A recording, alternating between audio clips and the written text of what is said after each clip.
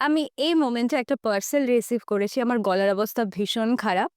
So sorry আগে থেকেই বলে রাখছি। কিন্তু এর মধ্যে কোনো বই নেই। কি আছে সেটা আমি তোমাদের দেখাতে চাই। কারণ আমি এটা নিয়ে খুবই এক্সাইটেড।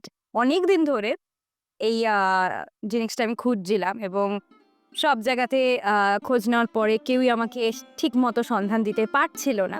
কিন্তু আমি ফাইনালি একটা জায়গা পেয়েছি যেখানে আমি অর্ডার করেছি জিনিসটা আর সেটাই তোমাদের দেখাবো। খুব সুন্দর করে পার্সেল করে পাঠিয়েছে আমাকে এরা। আমি তোমাদেরকে ডেসক্রিপশন বক্সে এই রিলে জানিয়ে দেবো আমি কোথা থেকে নিয়েছি। যদি কেউ তোমরা নিতে চাও তাহলে প্লিজ তাদের থেকেই নিও।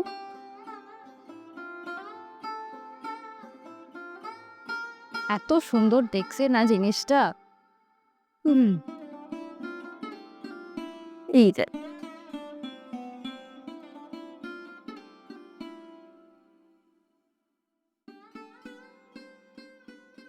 এটা একটা নোট বই। এটা বেরিয়েছে সাবাস বাংলা থেকে এবং আনন্দবাজারের কোলাবোরেশনে এটা করা হয়েছে।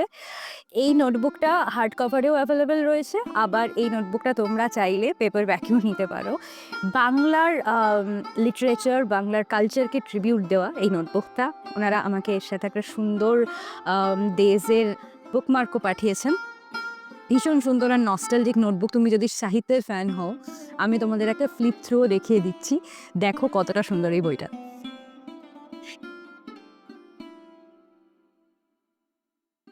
দেখতেই পাচ্ছ এই নোটবুকের পাতায় পাতায় রয়েছে বাংলা সিনেমা, বাংলা সাহিত্যের কিছু অমূল্য মুহূর্তের ছবি।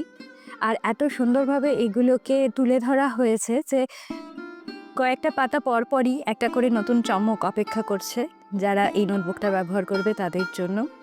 বলা যায় বাঙালিকে ট্রিবিউট দিয়ে বানানো হয়েছে এই নোটবুকটা।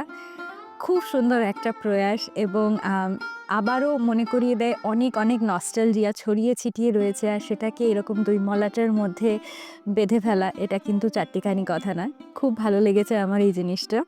বাংলার সাহিত্য রিলেটেড, বাংলার বই রিলেটেড যদি আরও কনটেন্ট তোমরা পছন্দ করো তাহলে প্লিজ আমার চ্যানেলটা সাবস্ক্রাইব করো। দেখা হবে আবার খুব তাড়াতাড়ি।